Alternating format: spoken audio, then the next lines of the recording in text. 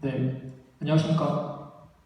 건축 설계 시공 분야 디지털 트랜스포메이션에 대해서 강의를 진행할 사업건설처 양승규입니다. 오늘 강의는 보시는 순서대로 진행할 텐데요. 본 강의의 목적은 건설 산업의 현황에 대해서 이해를 하고 건설 분야에 왜 디지털 트랜스포메이션이 필요한지에 대한 이해와 디지털 트랜스포메이션에 대한 전략을 이해하고 실제적으로 업무에 적용된 사례를 살펴보는 것이 이번 강의의 목적입니다. 먼저 강사 소개입니다. 저는 이제 건축 분야의 디지털 변환에 대한 관심을 가지고 지속적으로 학습하여 왔으며 그 결과로 오늘 이 자리에서 여러분에게 강의를 진행하게 되었습니다. 먼저 강의 시작에 앞서 사진 한 장을 보고 시작하도록 하겠습니다. 어떤 사진으로 보이시나요? 사람들이 아슬아슬하게 서 있기도 하고 막대 같은 데 앉아서 뭔가 쉬고 있나요? 먹고 있나요? 그런 모습이죠. 어찌 보면 서커스 같기도 하고 해외 예술을 같기도 합니다. 네. 무슨 내용인지 한번 볼까요? 네. 미국 뉴욕 엠파이어 스테이트 빌딩의 건설 노동자들이 쉬고 있는 사진이라고 합니다. 재미있죠? 우리가 여기서 주목해야 될 내용은 1930이라고 하는 숫자인데요. 1930년도, 거의 100년 전이죠. 이 당시에 건물이 어떻게 지어졌을까요? 네. 건물에 필요한 골조를 세우고 사람의 인력으로 조립을 합니다. 건물에 필요한 자재들을 인양을 해서 건물을 짓는 방식으로 건물이 지어졌죠. 그럼 지금은 어떨까요? 약 100년이 지난 지금 건물에 필요한 골조를 세우고 사람이 조립하는 방식입니다. 마찬가지로 건물에 필요한 장비들을 인양을 해서 조립하는 방식으로 건물을 만들고 있죠. 100년의 시간이 흘렀지만 안전이 중요해지면서 개인 안전 장구가 추가됐다는 것과 복장이 좀 세련되어졌다는 것 외에는 큰 차이가 없습니다. 이것이 바로 건설 산업의 현 주소를 보여주고 있는 것입니다. 1950년도부터 2012년도까지의 각 산업별 노동 생산성에 어떻게 변했는지에 대해 볼 수 있는 그래프인데요. 맨 아래 보이는 빨간색 그래프가 바로 건설 산업에 대한 노동 생산성을 보여주고 있습니다. 1950년 이후에 계속적으로 하락하고 있죠. 4차 산업혁명의 선도 산업인 전자 ICT 산업이 그 생산성이 지속적으로 상승하고 있는 반면 이 건설은 분업과 전문화라는 산업화 초창기의 그 나이원 패러다임에 갇혀서 그 생산성이 증가하지 못하고 있는 실정입니다. 그래서 특히 이 건설 산업의 디지털 트랜스포메이션이 필요한 것이죠. 그럼 디지털 트랜스포메이션에 대한 전략 어떻게 실패해야 하느냐? 저희 회사가 하고 있는 건설 분야, 즉 송변전과 이 사업건설 분야로 보았을 때에는 이 4차 산업혁명 핵심 기술인 스마트 건설 기술에 대한 도입이 그 핵심입니다. 그 핵심 기술로는 디지털, VR, AI, 인공지능이 있는데요. 디지털은 말 그대로 건물에 필요한 모든 정보들을 디지털을 통해서 통합 관리하는 내용이고요. 그 AI와 VR은 각각 증강현실, 가상현실을 통해서 그 기술을 가지고 커뮤니케이션이나 다양한 협업에 활용할 수 있는 부분입니다. 가운데 보시는 이 인공지능 모델은 일정한 부지를 정해줬을 때 그 부지에 필요로 하는 건축의 평형을 선택하면 자동적으로 그 대지에 어떤 형태로 건물이 앉히고 건물에 대한 몇 세대가 나오고 건설비는 얼마나 드는지를 자동적으로 산출해내는 프로그램인데요. 지금 많은 시행사와 지자체들에서 직접 사용하고 있는 기술이기도 합니다. 그럼 건축 설계 시공분야의 디지털 캠코라의 전환, 각 분야별로 어떻게 해야 될까요? 설계는 말씀드린 대로 2차원 평면 설계로 이루어져 있던 설계가 3차원 통합 설계로의 전환이 필요합니다. 즉, 모든 정보들을 3D 객체화하고 정보를 입혀서 관리하는 것이고요. 현장에서의 커뮤니케이션은 기존에는 커다란 A1 도면을 펼쳐놓고 협업을 했습니다.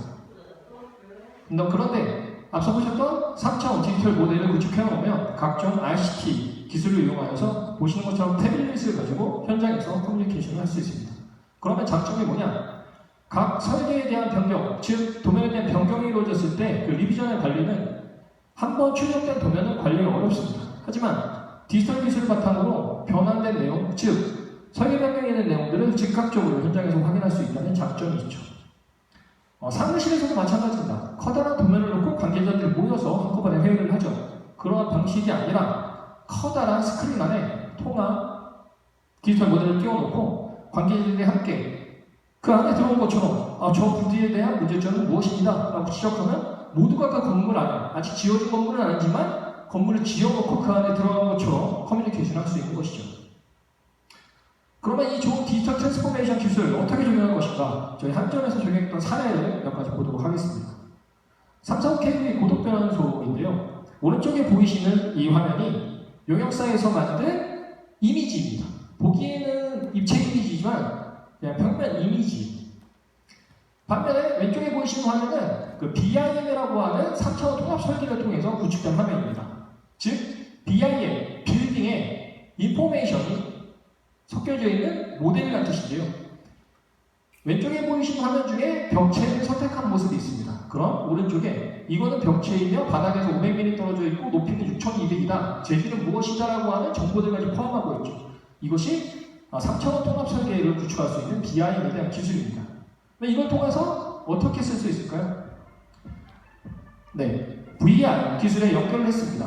고글을 쓰고 컨트롤러를 가지고 이 테스터가 하늘을 날아다니듯 장소를 이동할 수 있고요. 건물 안으로 들어가서 이 안의 설비들은 어떻게 생겨야 되는지 건물이 지어지기 이전에 가상 공간에 만든 모델을 가지고 구축할 수 있죠. 컨트롤러를 이용해서 원하는 지역으로 바로바로 점프해서 이동할 수도 있고요. 안으로 한번 들어가 볼까? 네, 안으로 한번 들어가 보겠습니다. 점프, 점프, 점프. 네, 안에 설비가 이렇게 생겼구나. 이쪽 부분에 대한 설계에 어떤 문제점이 있고 시공된 어떤 부분을 주의해야겠구나 하는 부분들을 도면으로서 이해할 수 없는 그 입체적인 현황을 이 VR을 통해서 아주 즉각적으로 체험할 수 있게 되죠. 다음 사례를 보겠습니다. 제가 사업공사에서 설계 용역 업무를 할 때 감독 업무를 통해서 용역을 관리하는 프로젝트인데요. 오른쪽에 보이시는 것이 전문 용역사에서 만든 이미지고요. 왼쪽에 보이는 것이 감독이었던 제가 직접 구축한 디지털 모델입니다. 그러면 이 디지털 모델을 구축함으로써 어떠한 이점이 있느냐? 이 설계, 도면상으로도 확인할 수 없는 오류들을 모두 다 하나의 통합 모델로 관리를 하다 보면 그 오류를 쉽게 찾아낼 수 있는 장점이 있습니다. 그렇다면 또 이걸 어떻게 활용할 수 있을까요? 사옥을 설계하는 이 사업건설처 입장에서는 이 고객, 즉 이 사옥에 들어올 고객분들, 그러니까 아산전력지사의 고객분들과 커뮤니케이션을 할 때 이 2차원 도면 자료로 하는 데는 한계가 있습니다. 뒤에 보이시는 이 도면은 1층 평면도인데요.